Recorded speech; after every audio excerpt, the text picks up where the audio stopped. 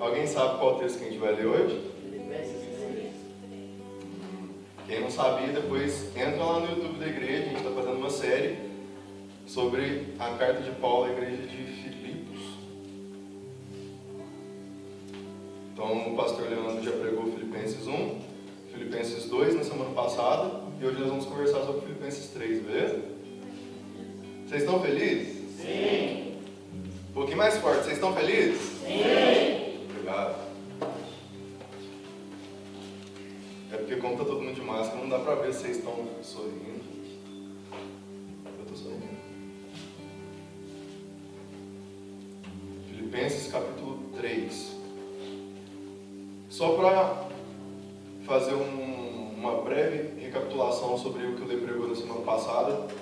Basicamente, resumindo tudo que eu lhe quis dizer em cima de Filipenses 2, a base do texto diz o seguinte: Cristo é o suficiente. Deus, Ele abriu mão do melhor que Ele tinha. E nós não precisamos fazer nada por causa disso. Alguém lembra da história do esquilinho? Mano, quem ia viver uma vida de esquilo? Quem ia abrir mão de tudo que tem por causa de animais, de seres sujos, sem valor nenhum? Eu conheço alguém que faria isso e fez. Então Paulo ele vai começar Filipenses 3 falando: quanto mais, irmãos, quanto mais, cara, depois do que o Lê pregou semana passada, não tem mais o que falar. Depois de tudo que foi dito na semana passada, a única coisa que eu tenho para falar para vocês é: alegrem-se. Alegrem-se, porque nada que nós podemos passar nessa terra, de bom ou de ruim, pode retirar a alegria da nossa salvação. Nenhuma força externa, nenhuma pressão, seja na sua casa, no seu trabalho, onde quer que você for, não existe nada que pode tirar a alegria da sua salvação.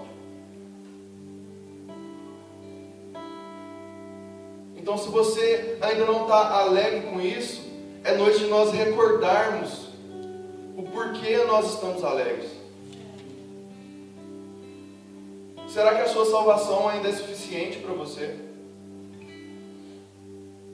Ou será que as preocupações dessa vida são mais importantes?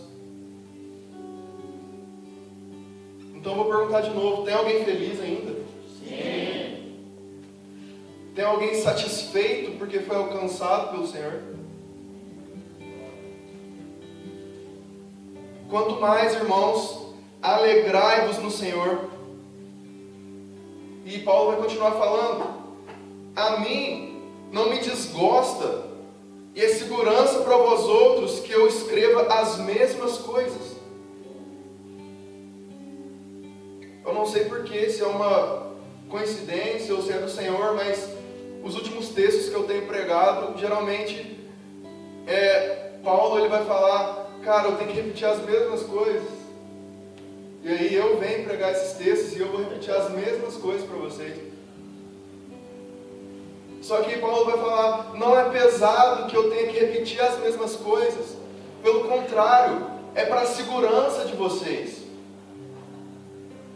Porque se você não está contente, se você não está alegre, se você não está satisfeito com a sua salvação, significa que a sua vida está em um lugar perigoso. Significa que o seu coração está em um lugar perigoso. E é sobre isso que nós vamos conversar essa noite. Aonde está o seu coração? Aonde estão as suas prioridades? Que você não consegue estar satisfeito no Senhor.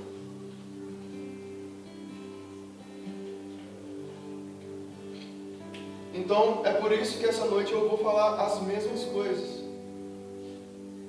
E para mim, como para Paulo, não é pesado. Porque eu sei que é para o bem de todos nós. Então, Paulo ele vai começar o texto de fato no versículo 2 falando: acautelai-vos dos cães. acautelai-vos dos maus obreiros. Quem são esses cães que Paulo está falando? Paulo, um homem de Deus, um servo humilde de Cristo e da igreja, ele vai escrever uma carta e ele xinga uma galera de cão. Ele fala: gente, corre desses cães, corre desses cachorros. E quem são esses cães?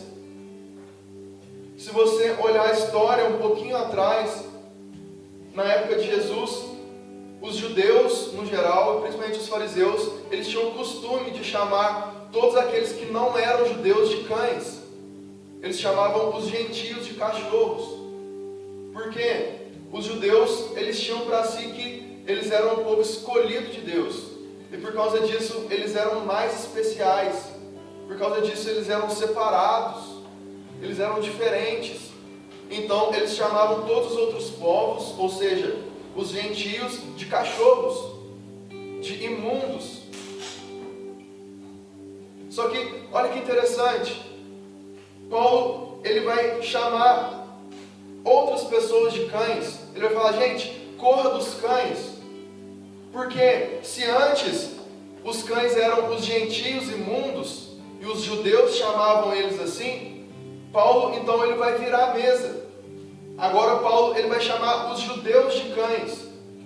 Porque no começo da igreja, os judeus eles começaram a colocar um peso sobre os cristãos gentios, de que era necessário que eles seguissem a lei, de que era necessário que eles se circuncidassem, de que eles guardassem o sábado, de que eles se separassem dos alimentos impuros.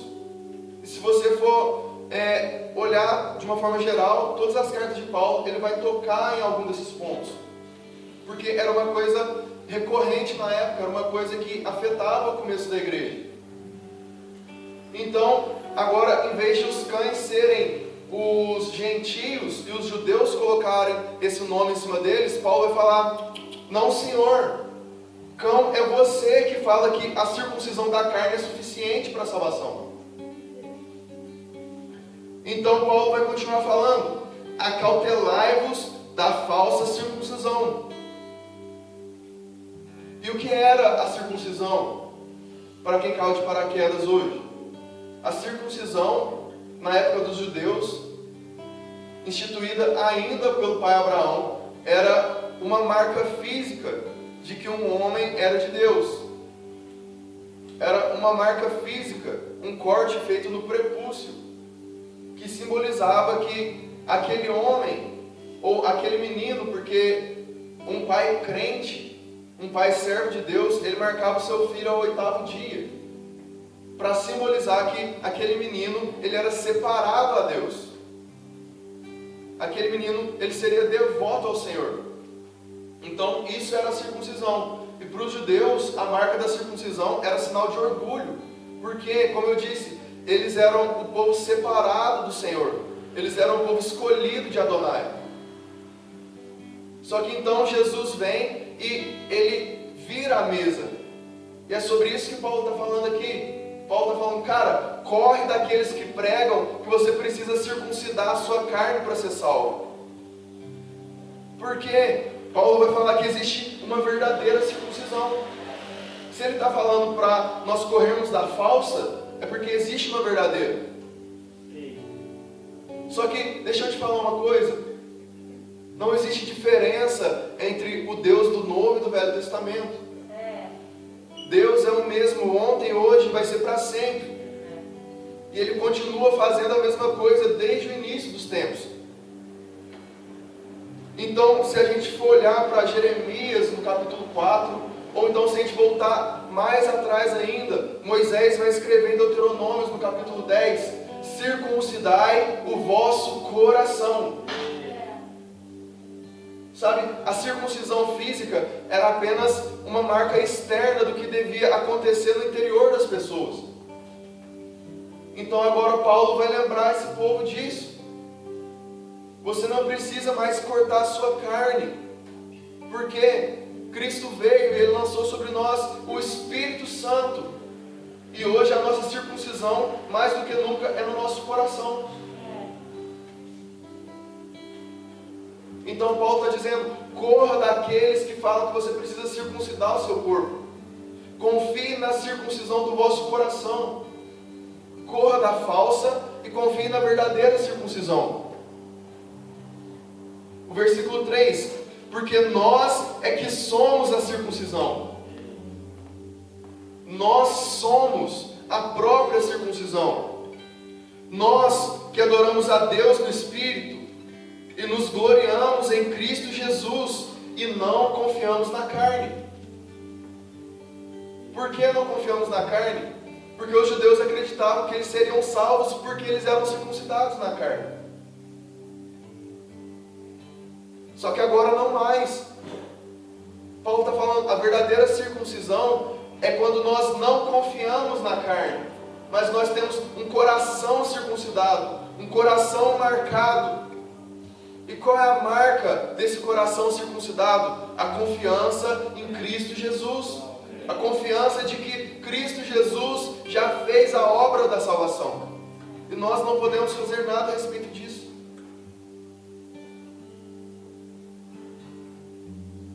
Então, depois de virar a mesa, de virar o jogo, de dizer, cão é aquele que confia na carne, e a verdadeira circuncisão é no coração, Paulo então, ele vai dar o seu crachá de identificação. Ele vai falar o seguinte a partir do verso 4. Bem que eu poderia confiar também na carne. Se qualquer outro pensa que pode confiar na carne, eu ainda mais.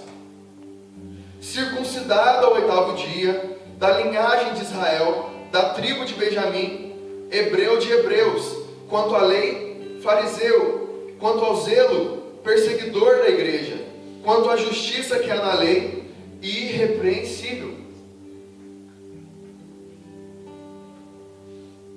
Então, Paulo, ele dá um bofetão na cara dos judeus que queriam impor a lei sobre os cristãos. E ele vai dar a sua credencial. Por quê? Se nós olharmos para os dias de hoje, existe um termo que está ficando muito comum nas mesas de debate, que fala sobre lugar de fala. Ou seja, você só pode opinar no que você participa. Você só pode dar a sua opinião se você está dentro daquela causa. E é justamente isso que Paulo está fazendo aqui. Ele está falando, cara, vocês querem alguém melhor para falar sobre circuncisão do que eu? Hebreu de hebreus, pai e mãe judeus, versado na lei, aprendi aos pés de Gamaliel. Eu era o cara da lei, eu era o príncipe dos fariseus. Então, se tem alguém que pode falar de lei, se tem alguém que pode falar de circuncisão, sou eu, Paulo. Se alguém pode se gloriar na carne, sou eu. Porque ele vai falar no verso 6, quanto à justiça que há na lei, irrepreensível.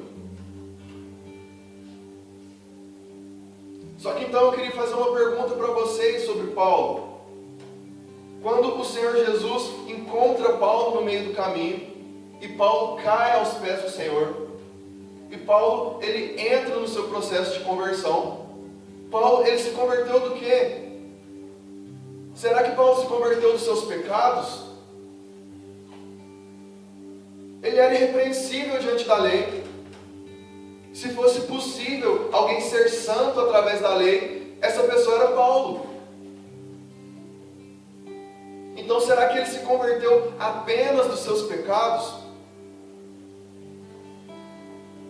Se nós abrirmos as nossas Bíblias em Hebreus capítulo 6, anota aí para você ler depois, você que está em casa, anota aí. Hebreus capítulo 6, o escritor vai falar sobre as doutrinas de Cristo Jesus. Vai falar quais são as doutrinas da nossa fé, quais são os rudimentos da nossa fé. E lá em Hebreus 6 vai falar que a base da nossa salvação é fé em Deus e arrependimento. Só que Hebreus 6 não vai falar que é arrependimento de pecado. Vai falar que é arrependimento de obras mortas. Não que pecado não esteja incluso dentro das obras mortas, Só que obras mortas vai muito além do que isso. Obras mortas não fala sobre o que você faz de errado, não fala sobre os seus pecados de estimação, porque isso o Espírito Santo vai tratar com você durante a caminhada. Só que o arrependimento de obras mortas vai falar sobre tudo que você faz para alcançar a Deus. Todas as obras que você faz para alcançar a sua salvação, para salvar a sua vida, para livrar a sua pele.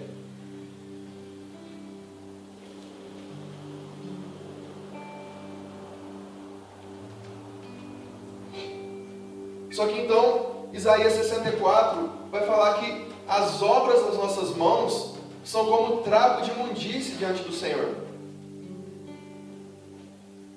Exemplificando, simplificando, o que você pode fazer para tentar se salvar é como um pano imundo diante de Deus. Trapo de imundície, naquela época, era um pano que as mulheres usavam no seu ciclo menstrual. Então o Senhor está falando, cara, tudo que você está tentando fazer para se salvar é como um pano de menstruação. É um pano imundo, impuro. Toda vez que o homem tenta se tampar com folhas de figueira, Deus fala, cara, você está se sujando mais ainda, você está colocando um pano impuro sobre você. Então, qual é a base da nossa salvação? Arrependimento de obras mortas. Nós precisamos nos arrepender de tudo que nós fazemos por meio de alcançar o Senhor. Sabe, cara, pregar aqui na frente não me salva. Tocar no louvor não salva. Vir na igreja não te salva. Você colocar nas suas redes sociais que você é cristão não te salva. Mesmo que todos os seus amigos sejam cristãos, isso não significa que você é salvo. Eu sei que é um pouco pesado e toda vez que eu vou pregar parece que eu tenho que tocar nisso, mas cara, tá sentado aí não te salva. Vir aqui na frente pegar o microfone não salva. Nada que você faz pode te salvar. Tudo que você faz é trapo de imundície. Tudo que você faz é uma tentativa vã de livrar sua pele. Porque se você quer se salvar de verdade, e quando eu falo de salvação, eu não estou falando sobre livrar sua pele. Não estou falando sobre medo de ir para o inferno. Eu não estou falando sobre medo de uma punição do Senhor. Se você quer ser salvo de verdade, você precisa entender o que é salvação. E salvação é basicamente estar com o Senhor, só que para sempre.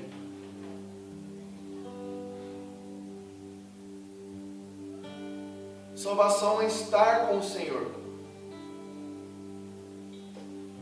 Estar seguro não fala sobre onde você está, mas fala sobre em quem você está. Então você pode estar aqui dentro e não estar seguro, porque não fala sobre um lugar, mas fala sobre uma pessoa. Será que nós estamos nessa pessoa? Será que nós estamos dentro dessa pessoa, que é o próprio lugar? Jesus disse, eu vou e vos prepararei morada, não com o Pai, mas no Pai. Jesus está preparando morada no Pai. A nossa morada é em Deus e não com Deus.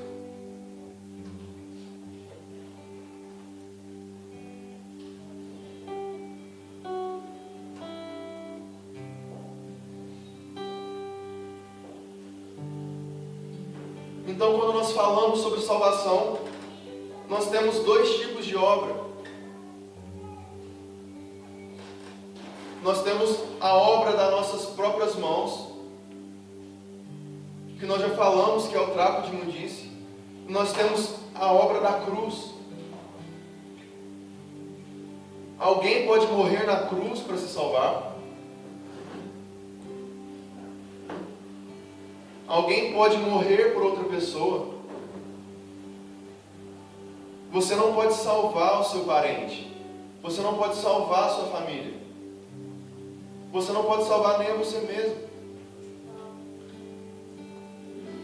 Então, a obra de salvação feita na cruz do Calvário fala única e exclusivamente sobre fé. Fé de que o que Jesus fez perdura até hoje. O que Jesus fez reflete na eternidade. O Lê falou na semana passada, o Cordeiro ele foi imolado antes da fundação do mundo. E se você não entende esse jargão de crente, ele quer dizer que Jesus, o Cordeiro Santo de Deus, ele foi morto, ele foi sacrificado, ele foi moído pelos nossos pecados antes de que o mundo existisse. Então a salvação é por meio de fé. E fé em uma obra que existe desde o início da eternidade.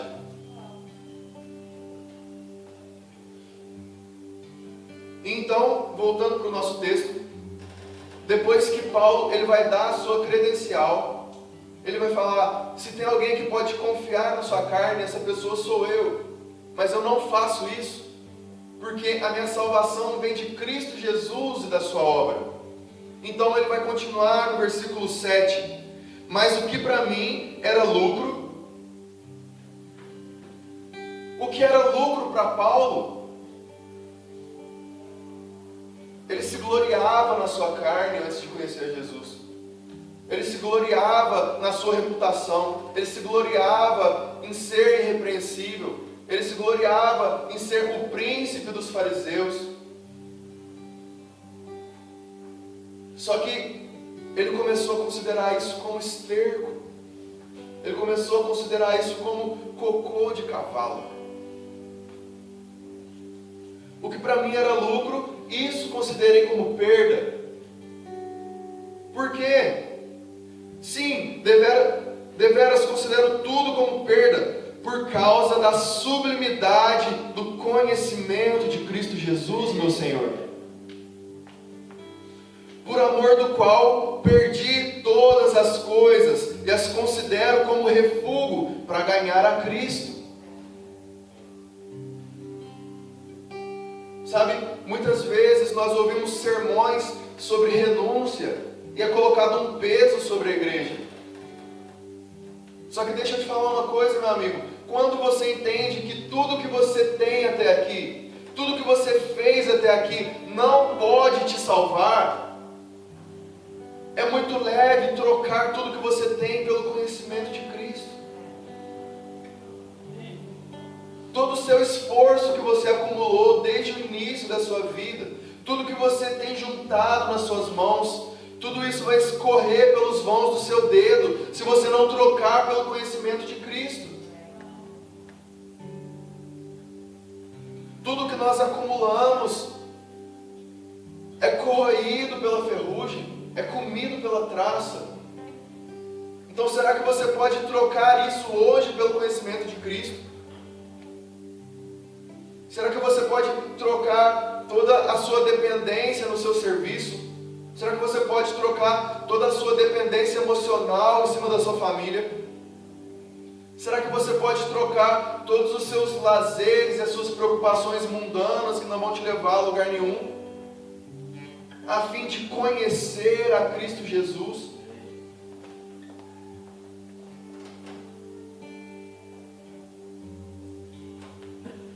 Para ganhar a Cristo e ser achado nele, não tendo justiça própria que procede de lei, senão a que é mediante a fé em Cristo, a justiça que procede de Deus, baseada na fé. Então a nossa justiça vem de onde? De Deus. Por meio do quê? Da fé em Jesus Cristo. Para conhecer e o poder da sua ressurreição e a comunhão dos seus sofrimentos, conformando-me com ele na sua morte, modo alcançar a ressurreição dentre os mortos. Então, a partir do verso 12, Paulo ele vai falar o seguinte: não que eu já tenha recebido ou tenha já obtido a perfeição, mas prossigo para conquistar aquilo para o que também fui conquistado por Cristo Jesus. Prossigo para conquistar aquilo para o que também fui conquistado por Cristo Jesus. Eu acabei de te mostrar que a sua salvação, ela não pode ser alcançada pelas suas mãos. Vir na igreja não salva, ler Bíblia não salva, ser crente não salva. Só que Paulo ele vai falar aqui, da mesma forma como ele quer conquistar algo, ele foi conquistado por Jesus para algo. É isso que ele está falando aqui no versículo 12. Ele está dizendo: eu prossigo para conquistar uma coisa. E Jesus me conquistou também para essa coisa. E qual é essa coisa? Ele fala no começo do versículo: não que eu já tenha recebido ou tenha já obtido a perfeição. Só que Paulo vai dizer: eu prossigo para obter aquilo, porque Cristo me conquistou para que eu fosse perfeito. Então, eu queria virar uma chave na mente de alguns essa noite. Eu já provei para você que nada do que você faça te salva. Só que depois que você entra em um lugar de salvação, cara, Cristo te conquistou para uma coisa: seja perfeito. Sede santos como o Pai que está no céu é santo. Para isso nós fomos conquistados. Para isso nós fomos comprados com o precioso sangue de Cristo. Sede perfeitos. Então, se antes eu lia minha Bíblia para correr atrás da salvação, se antes eu frequentava uma igreja para correr atrás da salvação, se antes eu vinha no culto, eu cantava, eu pregava, eu dizimava, ou eu fazia qualquer outra coisa para correr atrás da minha salvação, agora eu entendo que a salvação é que me alcança através da morte de Cristo por mim. E a partir do momento que Cristo me alcançou com a sua graça, então eu entro em um lugar de salvação. E agora sim, eu faço todas essas coisas. Eu venho na igreja não para ser salvo, mas porque eu fui salvo por Cristo.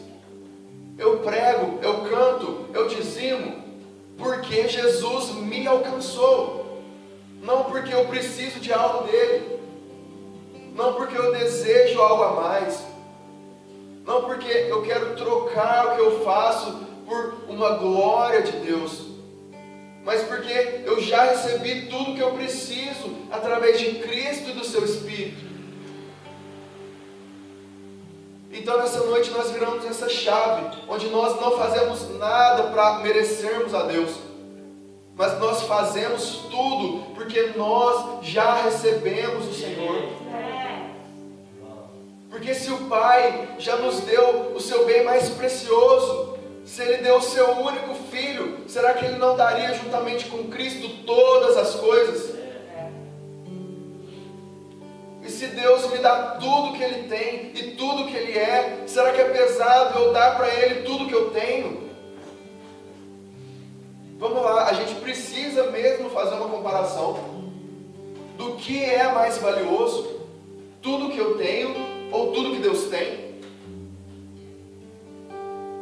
Se Ele me deu Cristo e juntamente com Cristo todas as coisas, será que não vale a pena eu abrir mão de tudo que eu tenho? Será que não vale a pena eu considerar todos os meus bens, eu considerar todas as minhas posses como perda, eu considerar todo o meu intelecto, eu considerar as minhas convicções, eu considerar a minha vida, a minha procedência, talvez a minha família, talvez os meus amigos, ou qualquer outra coisa que me afaste do Senhor?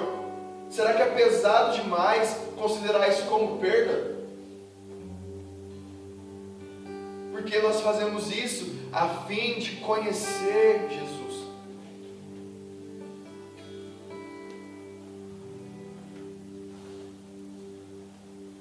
Vamos continuar no verso 13.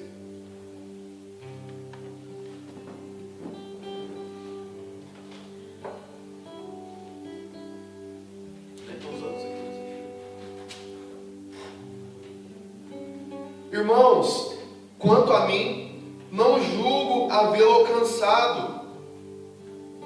Ou seja, Paulo está falando que ele não julga que já alcançou essa perfeição. Mas uma coisa faço, esquecendo-me das coisas que para trás ficam e avançando para as que diante de mim estão, prossigo para o alvo, para o prêmio da soberana vocação de Deus em Cristo Jesus.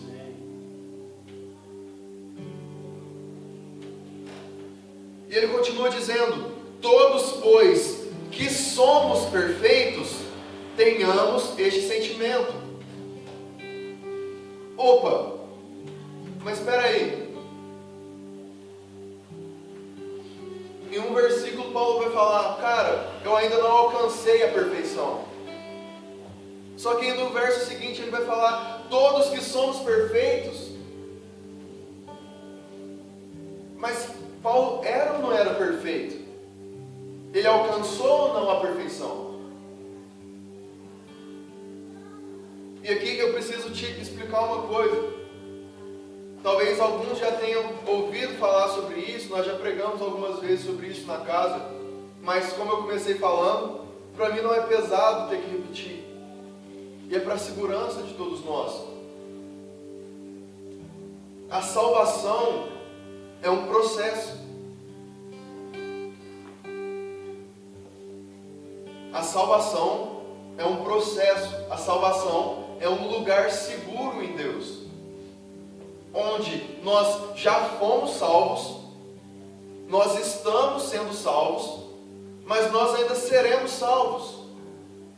E por isso Paulo fala: eu ainda não alcancei a perfeição, mas eu já sou perfeito. Da mesma forma como ele ainda não foi totalmente salvo, mas já foi salvo.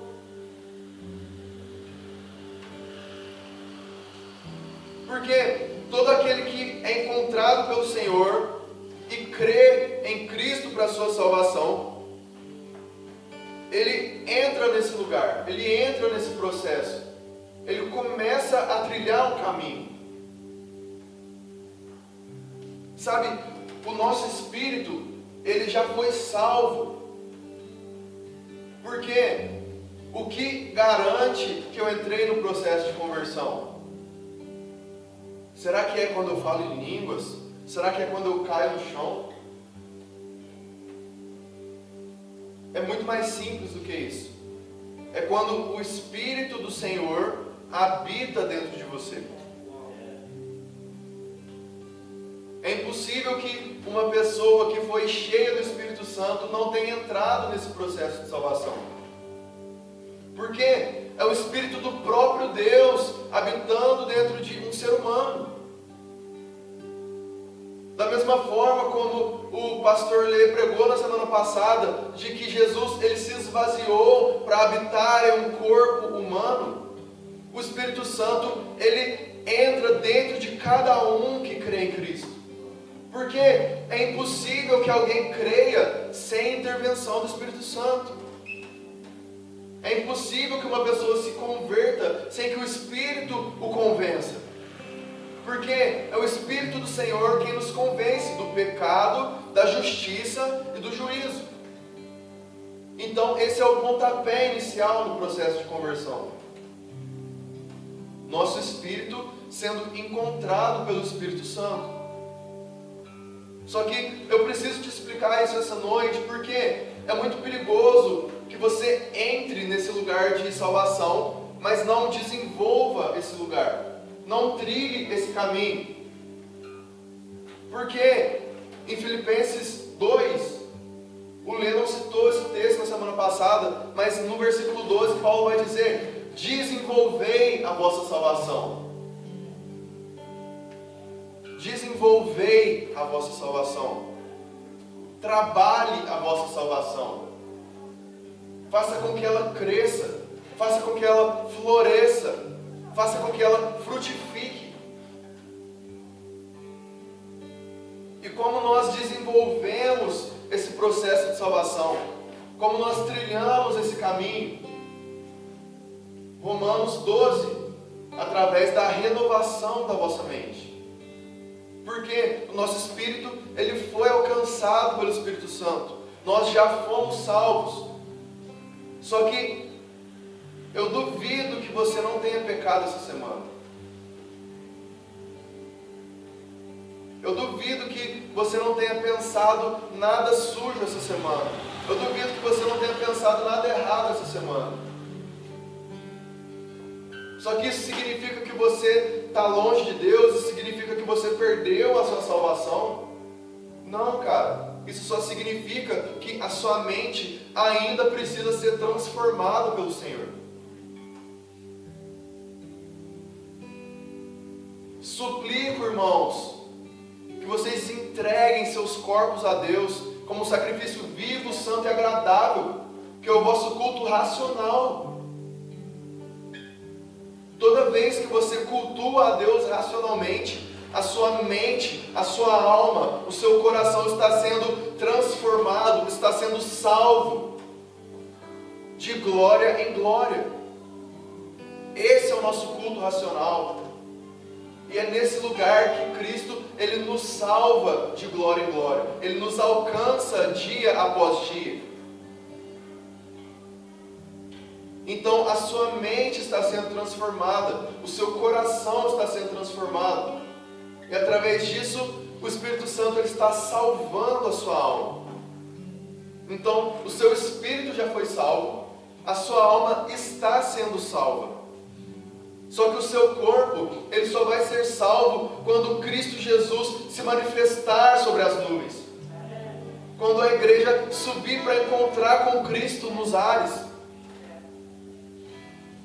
Porque a palavra vai dizer que nós seremos transformados como Ele é. O nosso corpo, ele será glorificado. Então, de uma vez por todas, nós concretizaremos esse processo de salvação. Na verdade, o Espírito Santo vai concretizar a salvação em nós. Através de um Espírito que já foi salvo, lá na sua conversão, de uma alma que foi sendo salva durante o seu caminho, durante o seu andar com Jesus, e de um corpo que foi salvo na glorificação da carne. Então eu te falo, será que você tem fé o suficiente de que o sacrifício de Jesus é o que te coloca nesse caminho? E será que você tem desenvolvido a sua salvação? Eu repito, a nossa salvação não é desenvolvida através das obras, mas é quando nós desenvolvemos a nossa fé. Será que hoje você confia no Senhor mais do que ontem? Será que hoje você pode andar menos preocupado com a sua vida secular do que ontem? Será que hoje você pode esquecer um pouco os seus problemas, o seu serviço, a sua casa, e entregar o seu corpo, o seu coração, a sua mente para o Senhor, como um sacrifício vivo a Ele? Porque a sua fé está sendo fortalecida, a sua fé ela está crescendo e amadurecendo através do Espírito Santo. E isso não vem de vós, é dom de Deus. Então, como nós desenvolvemos a nossa fé? Pedindo ao Deus. Jesus, será que o Senhor pode fortalecer a minha fé para tal coisa? Jesus, eu preciso tomar uma decisão e eu não sei o que fazer. Eu estou paralisado pelo medo. Eu estou paralisado pelas consequências terrenas que podem cair sobre mim. Será que o Senhor pode aumentar a minha fé no Senhor? Será que o Senhor pode aumentar a minha confiança?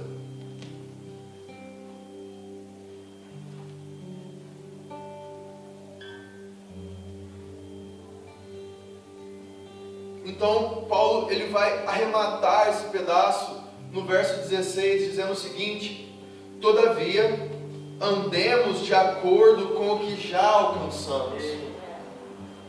Andemos de acordo com o que já alcançamos. Sabe, esse versículo, talvez um dos menores que nós vamos ler nessa noite, ao mesmo tempo que ele me traz leveza, ele também me alerta, ele me sacode por dentro. Todavia, andemos de acordo com o que nós já alcançamos.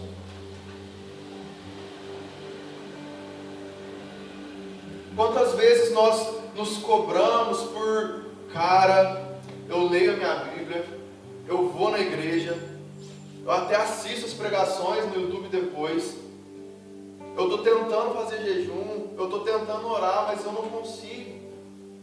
Eu não consigo ser um avivalista igual a CMD prega. Eu não consigo ser o homem de Deus que vai sair na rua e a face vai brilhar igual Moisés. Cara, eu não consigo às vezes ser fiel um pouco, igual a palavra pede. Só que você precisa entender qual a medida que Cristo já colocou sobre você. Talvez a medida de Cristo para você hoje seja apenas sentar no seu quarto e estudar a sua Bíblia. Seja apenas você fechar a porta do seu quarto e conhecer Jesus no secreto.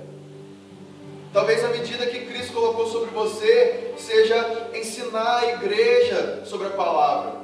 Talvez a medida que Cristo colocou sobre você seja dirigir a igreja, a noiva de Jesus, em adoração. Eu não sei qual a medida,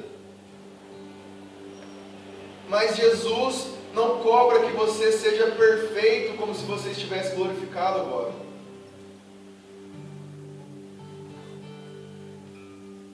Sabe por quê? Jesus, Ele te dá a medida da sua estatura hoje. Só que Ele conhece quem você vai ser lá na frente. Jesus, Ele não está preso no nosso relógio. Ele não está demorando, Ele não está atrasando. As suas promessas não tardam. Ele conhece a Keila gloriosa. Ele conhece o Marco santo como ele.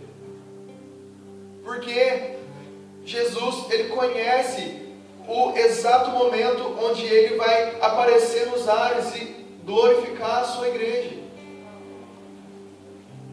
Então, cara, fica calmo. Você ainda vai ser glorioso igual a Jesus. Você ainda vai ser santo igual a Jesus. O diabo não vai ter mais influência nenhuma sobre a sua mente. Não vai existir mais pecado. Não vai existir mais tentação que te faça parar para pensar.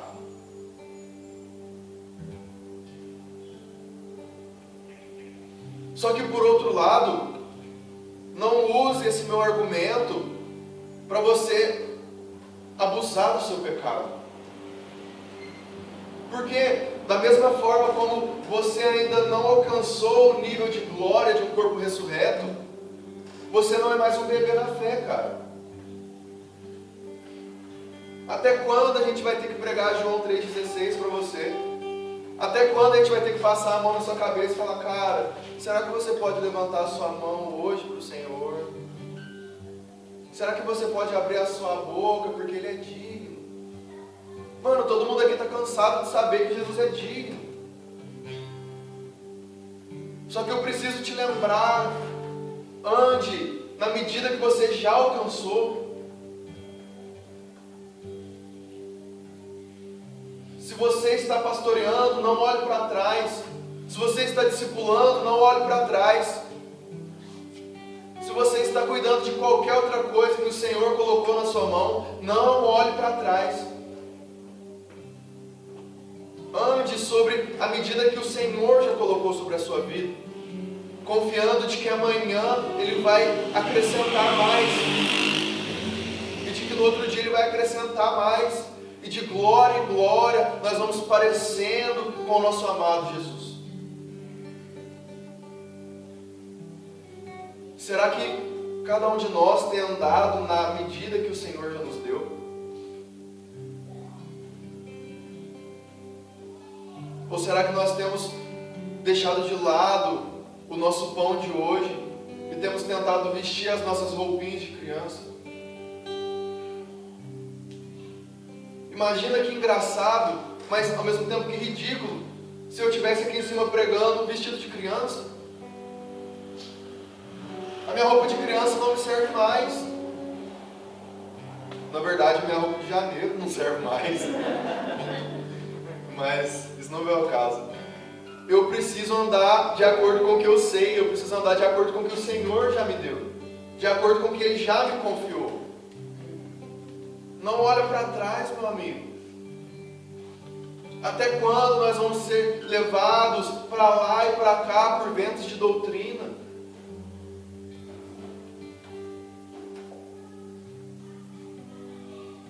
Irmãos, sede imitadores meus, e observai os que andam segundo o modelo que tendes em vós. Paulo está falando, sede meus imitadores. Então eu te pergunto, quem são as suas referências? Para quem você tem olhado? Pensa aí agora, vamos lá, de verdade, de uma forma prática. Para e pensa, que pessoa hoje está trilhando um caminho digno de você ir atrás? Vocês estão pensando de verdade? Ou vocês estão só olhando para mim? Atrás de quem vocês têm ido? Quem tem sido influência na sua vida? Quem tem voz na sua vida? Porque nesse ponto da carta, Paulo ele vai expor os inimigos da cruz de Cristo. Olha que pesado. Os inimigos da cruz de Cristo. Isso não soa denso para vocês? Mano, quem que vai ser inimigo da cruz? Você está ficando louco.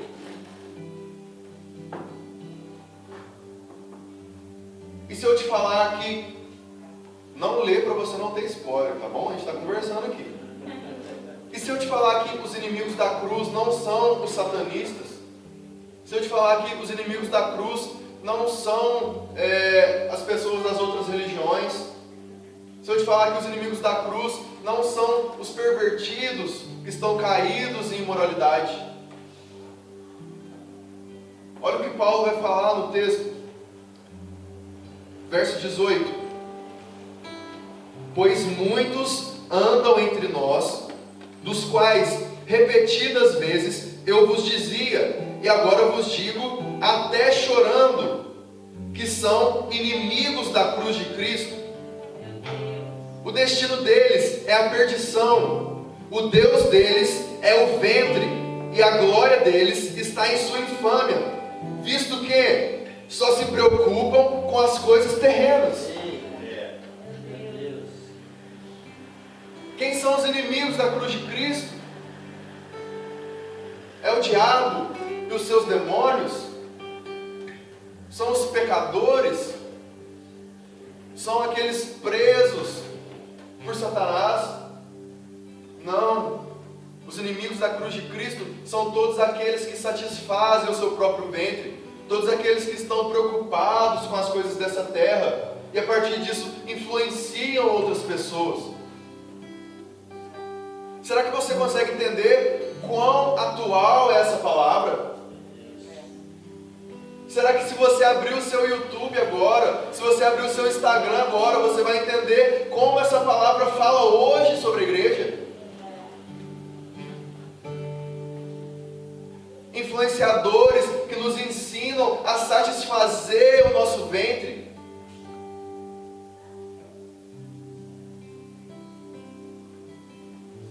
Pessoas que nos ensinam que vamos viver como se não houvesse amanhã.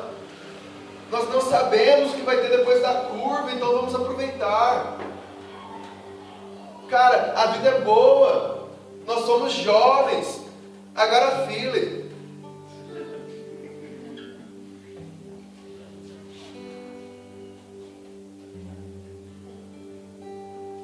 Quem nós temos seguido? Quem tem voz na nossa vida? Sabe, o problema da igreja, o problema da nação, é que influenciadores digitais têm mais voz do que homens de Deus.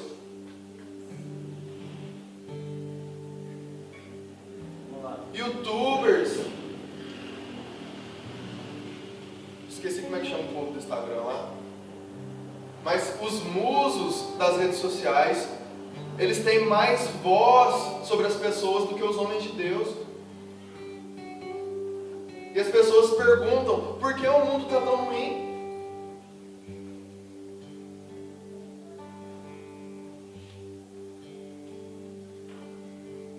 E aí eu volto no que o Lê pregou de novo. Será que nós estamos enredados pela ditadura da felicidade? O que é ser feliz para você?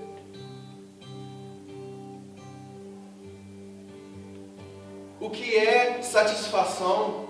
O que é felicidade? O que é estar completo?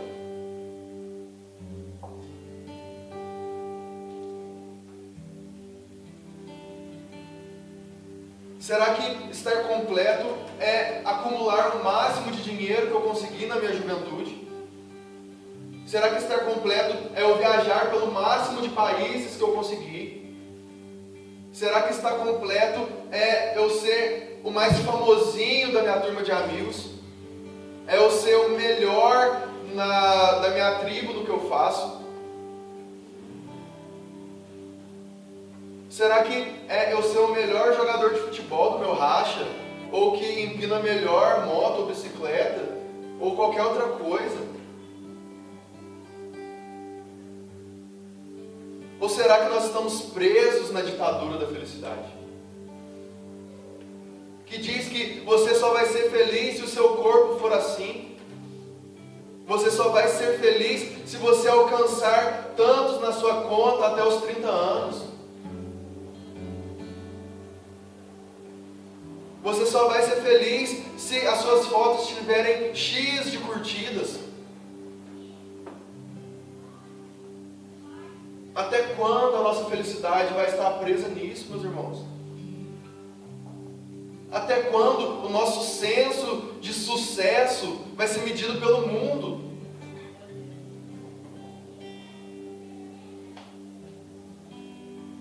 O destino deles é a perdição. O Deus deles é o ventre.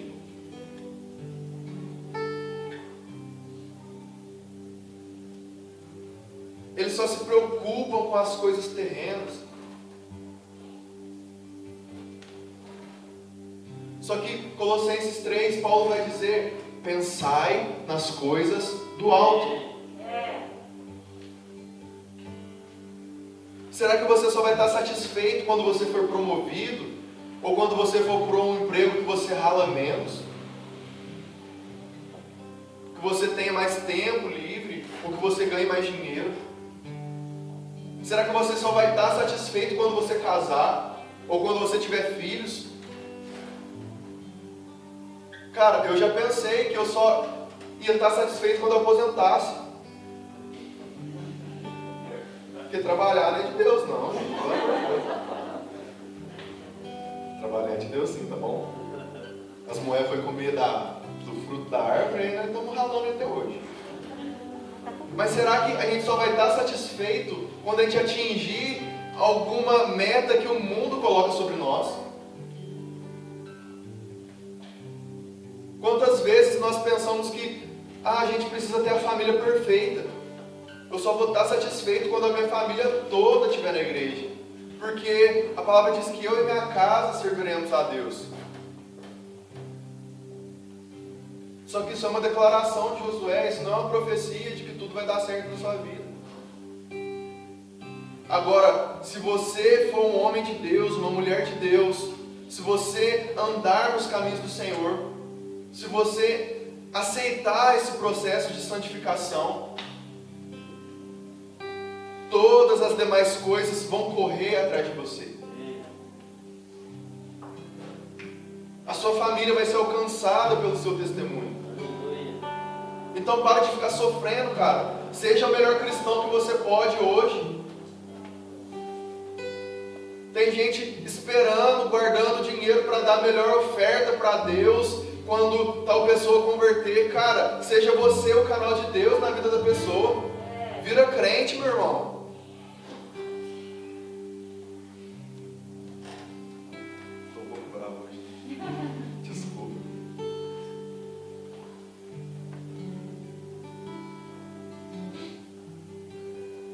Essas pessoas só se preocupam com as coisas dessa terra.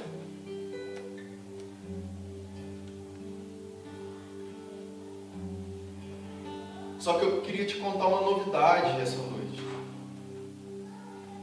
A vida eterna não mudou. João 17. A vida eterna não mudou. Ela continua sendo o conhecimento de Jesus Cristo.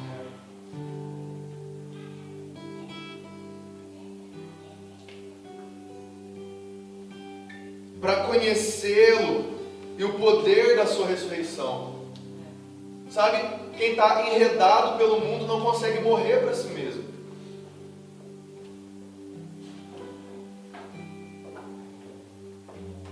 A comunhão com os seus sofrimentos, conformando-me com Ele na sua morte. Será que nós estamos mais preocupados em viver a vida do Instagram? Ou em viver a morte de Jesus?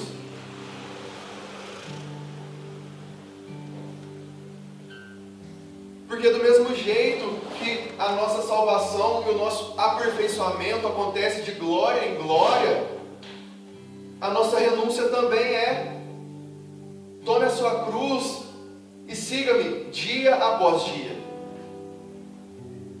Existe uma cruz diária para mim e para você. Existe um abrir mão todo dia. Existe uma renúncia todo dia quando você acorda.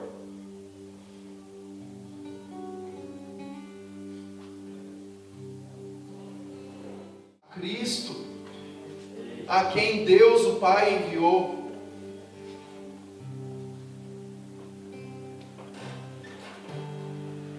Nós não vivemos como se não existisse amanhã, mas nós vivemos como pessoas que estão semeando nessa vida para colher na próxima.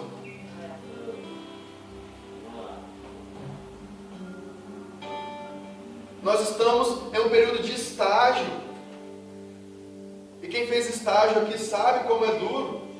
Você trabalha mais que os outros e ganha menos, talvez nem ganhe. Só que deixa eu te falar, esse estágio dura poucos anos, mas a recompensa é eterna. A felicidade da igreja está na sua esperança, cara. O que você tem esperado?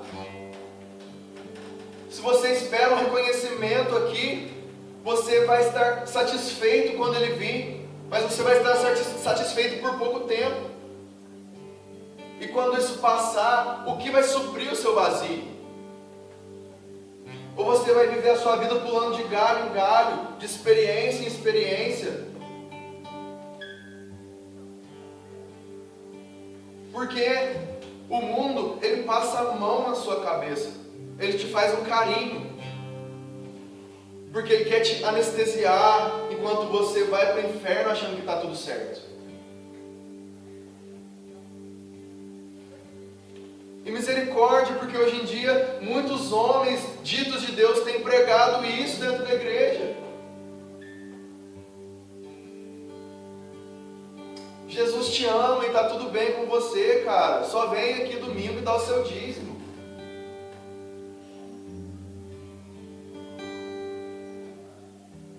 alegria da igreja está na sua esperança. O que você tem esperado? O que você aguarda? Quem você aguarda? Eu espero uma pessoa. Eu espero um rei. Vamos lá.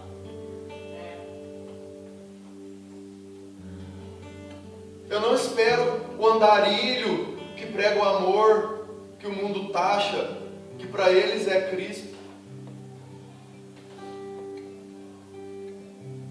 Um homem pobre, todo sujo, que anda descalço pregando amor, e que Deus aceita todo mundo de qualquer jeito.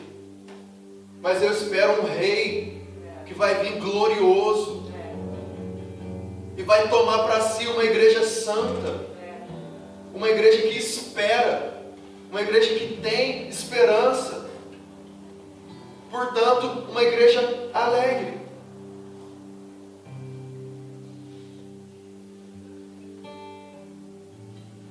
Eu espero que essa palavra ela tenha gerado um abatimento no seu coração hoje, para que o seu choro dure essa noite, mas amanhã você seja feliz de uma vez por todas.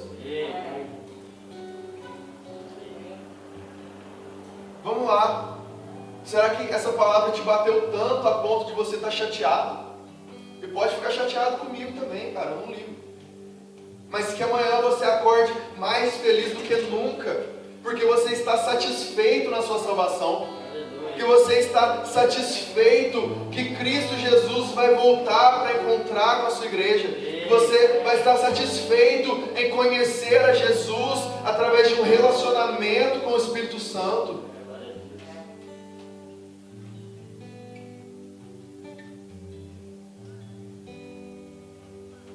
Que essa noite haja um espírito de arrependimento no nosso meio. Arrependimento das obras mortas, de tudo que nós fazíamos para alcançar o coração de Deus.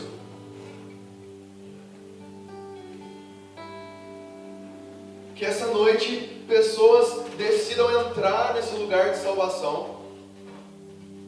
E pessoas que estão paradas ainda na porta, que acham que porque deram o primeiro passo está tudo bem, que essas pessoas sejam empurradas pelo Espírito Santo.